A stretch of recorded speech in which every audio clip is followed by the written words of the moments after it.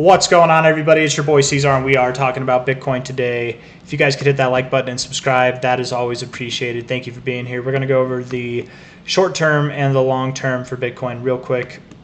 Looking at this, we're at about 68.8K right now. I'm going to look at the daily. The daily RSI looks fine, though you have rejected the overbought zone. You could go a little bit lower and still be fine. It wouldn't be crazy. You're at 68.8K. Relative high to low. You could move all the way down to 65.6K. That wouldn't be crazy at all. Even a little bit lower than that, maybe around like 64K is possible. I don't think you will. I'm just saying you could, and it would be okay. If anything, I actually think that we're going to move higher. Time will tell. We'll see how it goes. But I think if we were looking to move higher instead of lower first, we would want to react well with that 70K area. So if we can break above $70,000 again and close above there, stay above there, to me, that would signal that we are on our way to new all-time highs. And I think we are. Whether it's right now or it's months from now, we're on our way to new all-time highs, right? It just depends on what we do. If we want it to be right now in the short term, let's interact well with that 70K area. We're at about 68.8K right now. So looking at the 4-hour RSI, it's a bit neutral. I do like the bounce off the 40. Predominantly more bullish, so we'll give it to the bulls, but we would like to see some growth right now. Let's look at the 1 hour. The 1 hour looks great, man. The 1 hour would look like we're going to see some growth now. So hopefully today does close green. Hopefully we get some more upside. If by the end of this week, guys, we're above 70K, if we can close, not just get above it, we've been above it a couple times already this week, but if we can stay above 70K, close the week out above 70K, I would think sometime in June, man. Not even sometime in June. Like literally that following week to 2 weeks.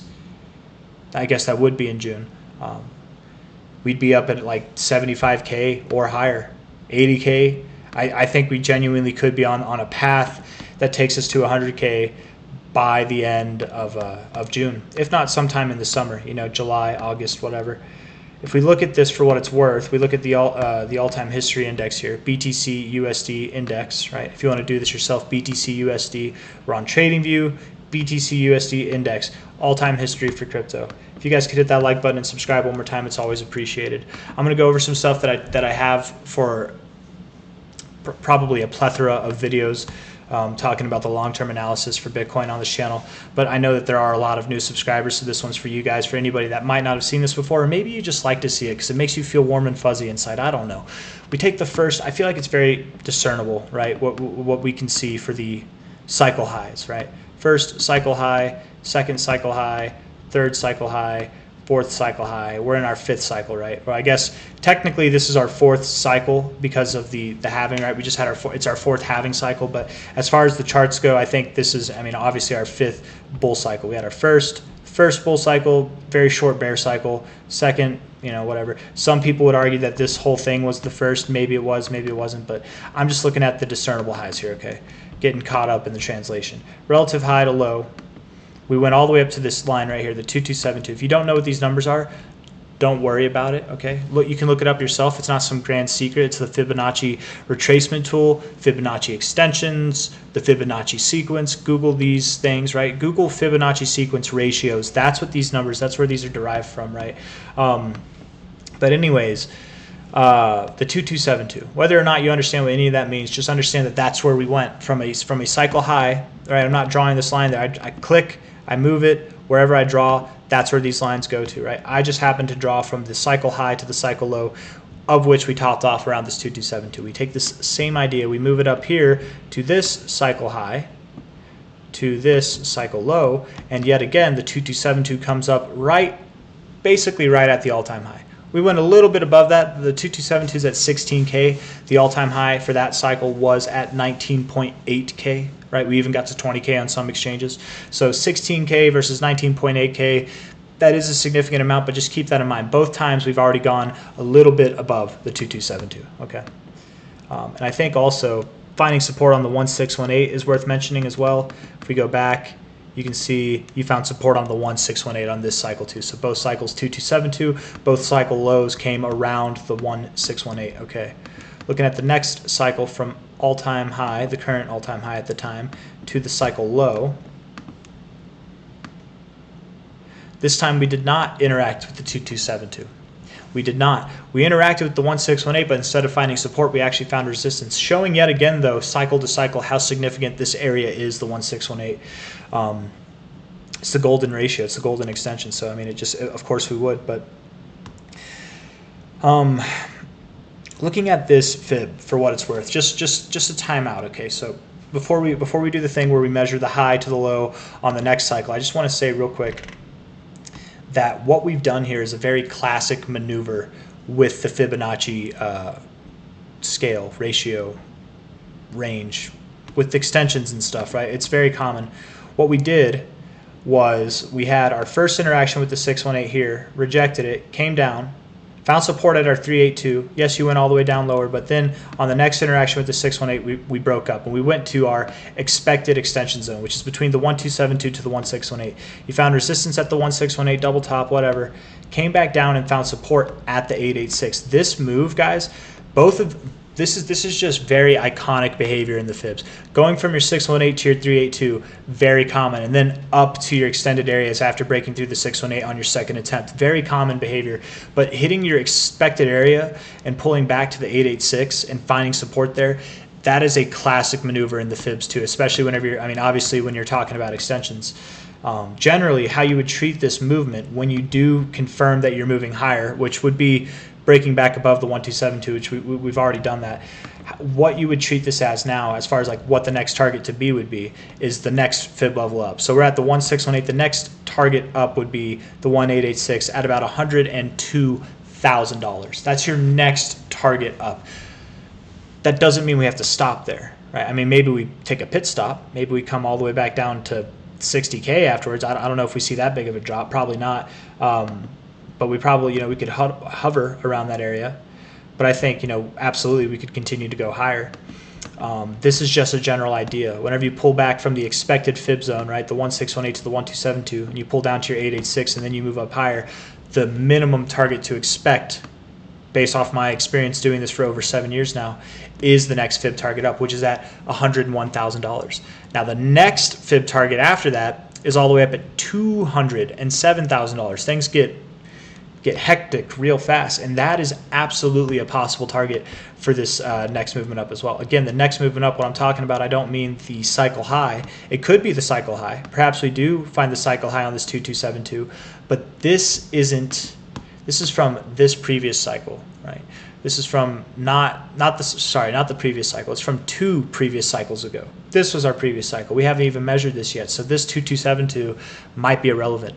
The only reason I'm talking about this fib right now is because of the 1886, because of this interaction we've had by the books that I've learned from, not actual books, but just from my experience doing this. Like what I've actually learned doing this is that the next target, the expected area, would be this $102,000 area. So now if we take that painfully engraved and we go onward and upward, if I can just do this real quick, come on, there we go.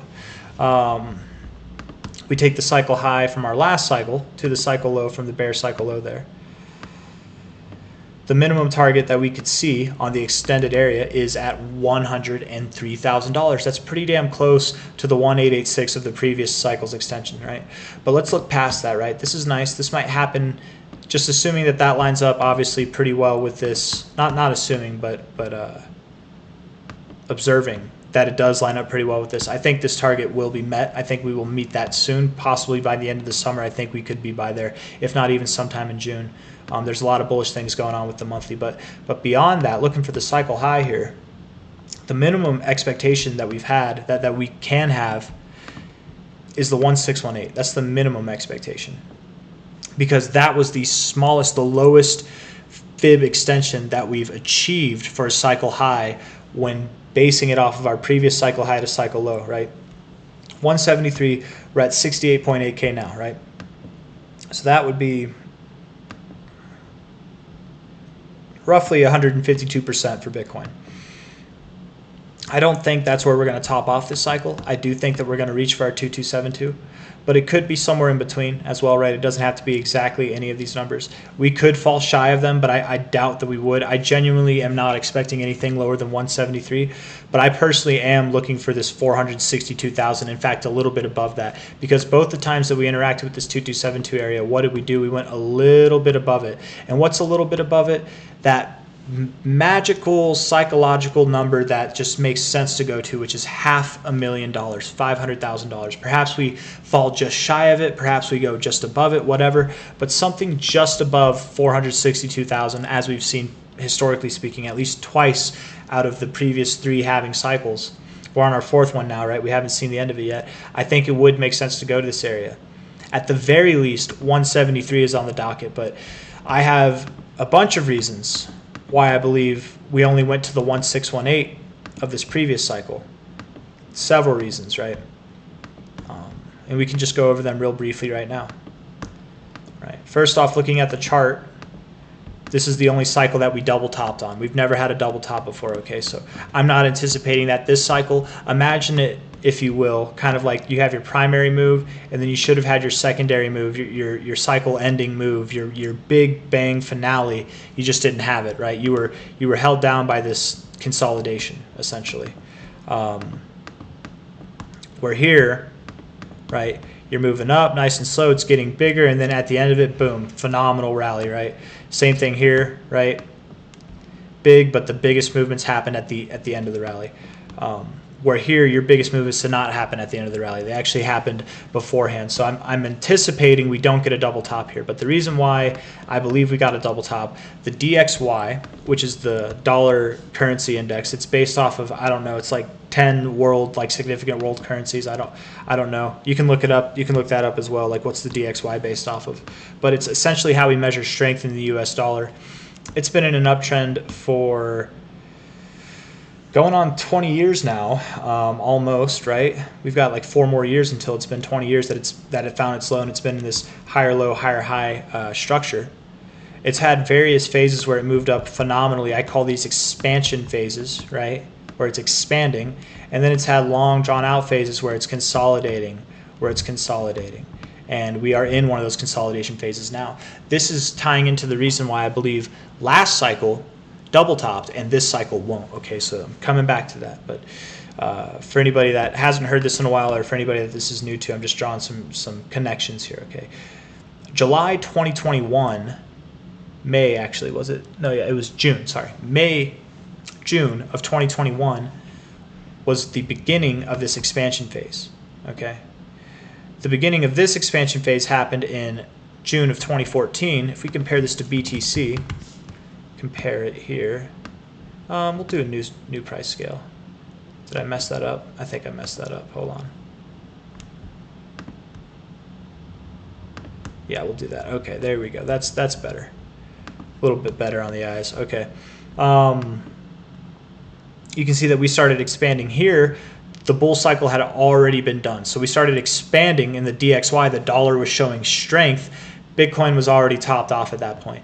The dollar this time in the last cycle was expanding in the midst of our bull cycle. It doesn't look like it here, but here, maybe if I can zoom it in a little bit more, right?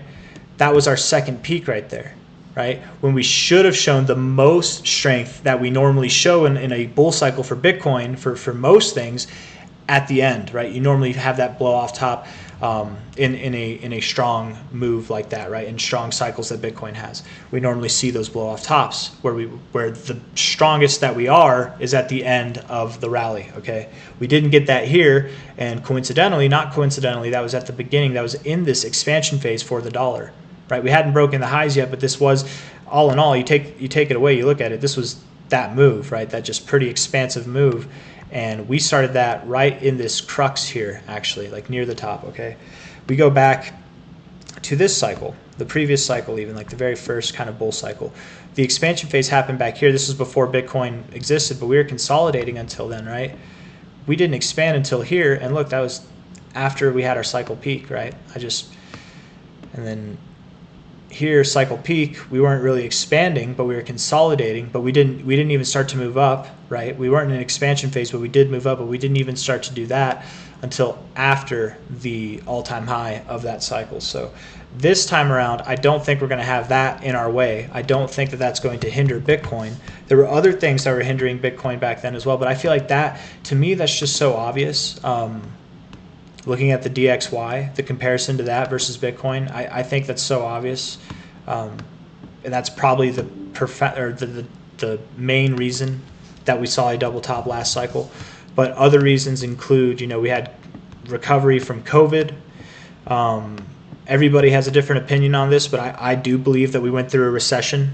A lot of people say that we haven't, or a lot of people up top and in the media, they changed the definition of what a recession is so that we weren't in a recession, because technically we met the market's definition of a recession, and under the Biden administration we changed that definition, and that happens all the time, not just in America but in all kinds of countries, when they are normally in the midst of whatever it is that they're changing the definition of, right? We had the Ukraine-Russia conflict begin. We had inflation. We had COVID-19, right? We were recovering from that. And, I think we were in a recession from 2021 to 2023. I think we really were. People were having a rough time, man. It wasn't good. That was when, the benefits from COVID stopped coming in for people, and people had to, they had to work more, and now they had to work more for less. They're getting paid the same or maybe even more, but inflation is at the highest that we've seen it in a while, so their money doesn't go as far. So in a sense, they are, even if they're making more money, they're actually making less value for themselves. So it was just a hard time, I think, 2021 to 2023. It wasn't like the hardest times, right? It wasn't the greatest recession we've ever seen, but I really do think that we went through hardships during that time. And 2021, the reason why I keep saying 2021 to 2023, I think 2021 was the end of the bull cycle there. And man, I'm going on a whole tangent here, but all that to say, guys, I think we do not have all these roadblocks. We don't have all the obstacles in the way of Bitcoin this cycle. I very much do believe that we can see the 2272 extension being hit when comparing the previous cycle high to the last cycle low there. And that would give us a minimum target, at least from what we've seen, a $173,000 target to a $462,000 target. And that's all I got. I really, really do like this 886 bounce here. Okay, that looks really good, especially for immediate movements to the upside. I'm not even kidding, guys. By the end of this month, if not sometime in July, 100K is on the table, and that's all I'm going to end it with. For now, let's just try to get above 70K. If we can do that, that'll gear us up to this path to the upside. But if we can or can't do that now, we'll just do it later. So that's all I got. Hit that like button, subscribe if you want to see more. Thank you all for coming. I'll see you on the next one. Take care. Bye-bye.